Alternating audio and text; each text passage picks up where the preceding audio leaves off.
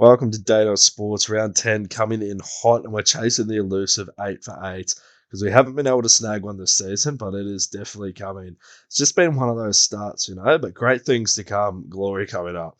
4 out of 8 last week, and saying that it was the week of the dogs. My rule of never changing my tips after I've picked them is getting me a little bit here because there's a few that I was kind of flip flopping on, but we held on.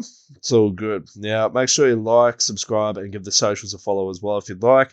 Now, first up, getting right into it, we've got Dolphins versus Manly. I'm taking Manly 1 to 12, and I'm worried a little bit for this tip. My method to the madness is Finns. They seem to go win-loss, win-loss, and guess what we're up to? Now, they're hot and cold, but they have looked good in patches as well. Manly, on the other hand, as well, they've had some outs, but after last week's massive choke, I think they're going to be looking to cement a win and not give the Finns a chance at all of coming back in this one. If Manly lose this one, though, they're on my ban list too. They're done. Penrith versus Doggies. I think this is going to be a good game, but I'm going to take the Riff 13 plus. They're just way too good. They'll do their usual thing, get in their groove, and just drown teams as well. Not to mention they're getting Cleary back as well, which is even more of a boost. Feel the Dogs might start off pretty hot, but I don't think they're going to be able to keep it up for the 80. Dogs could pull an absolute upset though, so wouldn't surprise me if it happened.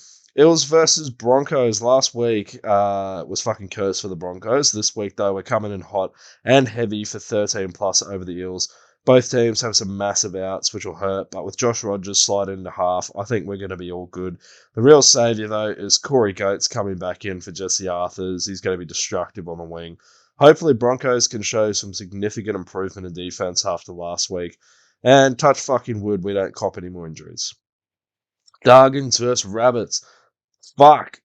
With the amount of outs for Rabbits, we're looking at the Doggies 13 plus, honestly. Big Trell, he's coming back, but I don't think he's going to be enough to change the game. Dragons, they're coming off 2 losses, but I think they have way more in them than the Rabbitohs. Flatty looking for revenge after his team got touched by the Sharks last week. I feel Lomax as well is going to fly through the air and score a try too as well.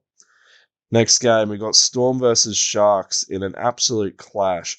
Little tricky with this one as well, with a few outs of the Storm, but I'm going to go Melbourne, Storm 1 to 12 for another B stick performance. There might even be a golden point in there. No Hughes or Paps as well, but with Falago coming in, that's electric. That's unreal. It's going to be interesting to see how he goes. I think he's going to be fine. He's an absolute weapon as well. This will be Sharks, big test to see if they can roll with the big boys after some very solid weeks of football. Nico could really step up this week as well and get things done against Melbourne, which is a massive task. I think if he does, he can snag a place in that New South Wales team. Tough pick, though. Next one, Roosters versus Waz. Fuck, I want to back the Waz in to win, but the Roosters are just rolling hot. Sadly, after giving it to my Broncos last week as well, they really showed that they can beat the top teams. Taking the Roosters 13 plus, their confidence has grown, and with more players back, it's just going to be a mammoth task for the Warriors. They unfortunately have been going backwards this season a little bit, and if they can dig in, I think it's going to do their confidence a world of good, but it's a pretty steep task at this point, especially with the ability the Roosters players have on the edge and in the air. I think those are 2 areas that the Warriors have really been lacking, so it's going to be a tough one. Lastly, we've got Titans versus Cows. Cows, they're on my ban list. They're done. I really should not be picking them. But yeah, I'm going to get on the Titans 1 to 12. I'm loving AJ Brimson at fullback, and I think they can really grind out a tough win. Cows defense is lacking massively, and the Titans do have some strike, honestly.